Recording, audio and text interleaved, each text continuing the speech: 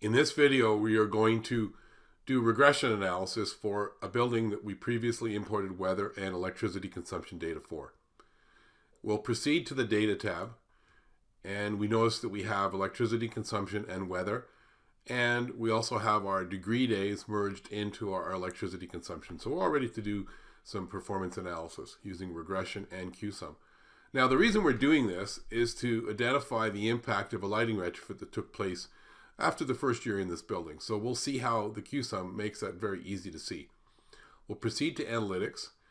And the first step in doing a good analysis is some simple graphs, time series graphs. So I'm going to use under step 1, the graph function, and I'm going to select a time series graph. I want to graph the data that's in the electricity table, so I'll select the data table being electricity, and I want to graph electricity consumption and cooling degree days using the double arrows in the center. I select those, and then I hit OK. So I get a nice, very simple time series graph, and really what I'm doing here is checking to see whether the data aligns well and there's no anomalies in it.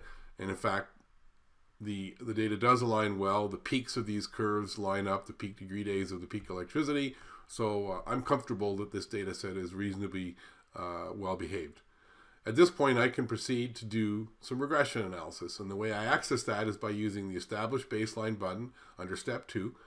And I have the option of a single regression, where I have, in this case, 2 variables, an independent and a dependent variable, or multiple combinations where I have more variables. I don't need to use that here, so I select Simple Regression Analysis. RedScreen's pretty smart. It entitles the regression for me. It actually identifies correctly the electricity consumption as the data table that I want, and the independent variable is cooling degree days with the dependent variable of electricity. Finally, I can do what's called a weighted or non-weighted regression. If the number of days in each of our periods or the duration is irregular, then I would want to do a weighted regression, which is selected with a daily function, which will work for 95% of regressions you might do in this situation. So I'm going to go ahead and hit OK, and RedScreen gives me an XY graph with a line overlaid on it called the regression line. It gives me the equation of the line down here below the graph, and it also tells me the R-squared value, that is the percentage of the variation being explained by the line, in this case 95.6%, which is pretty good. Now I do notice there's a few points above the line and a few points below the line over here. That to me is a symptom that I haven't checked my reference or balance point temperature. So I'm going to go ahead within the regression context and click on the Optimize Reference Temperature button under the options. And that gives me the option of checking a number of reference temperatures for the best one. I'm going to set the band pretty wide, being a minimum of 0, a maximum of 20, 1 degree increment. I'm going to ask RedScreen by hitting the Calculate button to go and check those and find the one that has the best fit between the points of the line represented by the R-squared value. Here it finds 12 degrees C, so I'm going to accept that. And what we like to see here is a line which kind of droops either side with a nice orange point on the top. Then we're certain that we've picked the right point. So I'm going to go ahead and accept that with the OK button. And now my points are more evenly distributed about this particular line. My R-squared value is higher, so I have what I call a reasonably good regression analysis. Once I've completed my regression analysis, I've checked my reference temperature. Now I can proceed to do what I call an overall CUSUM based on an overall regression, being that I have all the data that I have here in this regression. That's an overall regression. I click the CUSUM button and I see what I call my overall CUSUM, or an end-to-end CUSUM. This allows me to examine the data for changes. And very simply, if this line changes shape in a dramatic way, that is, it's heading upwards for the first 12 months or so and then starts to head downwards and then maybe goes flat a little bit, then I know something has changed in and around the 12-month mark here. So this is kind of what we suspected in this data set, but the CUSUM allows us to see this quite nicely. Now, what I want to do here is to establish a new baseline based on the first 10, 11, 12 months. I'm going to count off points. 1, 2, 3, 4, 5, 6, 7, 8, 9, 10, 11, 12. I would say 12 months is probably safe. So we're going to go ahead and we're going to do a new baseline, meaning a regression line.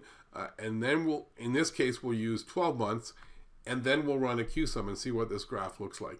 What we're looking for is evidence of a lighting retrofit. So I'm going to go ahead and use the established baseline again. We'll use regression analysis. Red screen again correctly identifies the variables I want, with one exception. It's chosen the original cooling degree day reference temperature of 18. I'm going to use the dialog to pick 12 because I know we're closer to that from previous work that I did. So I go ahead and click OK. It gives me the curve that we had before. But now what I want to do is to constrain this baseline to the first 12 months. So I'm going to use the select baseline features below the graph here. The beginning of the data set is fine. I'm going to select the duration indicator to months, and I'm going to use 12 months as I discussed a minute ago. So now I get a nice set of points closely clustered around the line, and I need to do one more thing. Whenever I change a baseline, I always want to go back and check my reference temperature. I'll click on optimize reference temperature again, set the range nice and wide, even though I do know it's going to be around 12, and I'm going to hit calculate. I'll wait for the nice graph to come up, and it does confirm that we're at 12 degrees C. So that is still the correct balance point or reference temperature for this analysis. We're all set. We can now do a CUSUM button here. That will give us our end-to-end cumulative sum or CUSUM. And now we see our baseline being the first 12 months is relatively flat. We'll talk a few minutes about how flat that really is. There's a bit of variation, but this graph is fairly amplified in scale. And then we see this nice steady descent here with a few little waves in it, but overall this is actually the indication of a successful lighting retrofit. If we can believe this baseline, and I'll show you how to validate that shortly, this first 12 months as a period of reference, then I can safely say by the end of the 36th month here, we've actually saved 213,000 roughly kilowatt hours of electricity. That's a pretty significant outcome, about 100,000 or so kilowatt hours a year. Now, if this were a real situation, which it is, I would want to go back and I would want to find out what we expect from this lighting retrofit. But this begins to allow us to verify savings from simple retrofits like lighting and other things as well.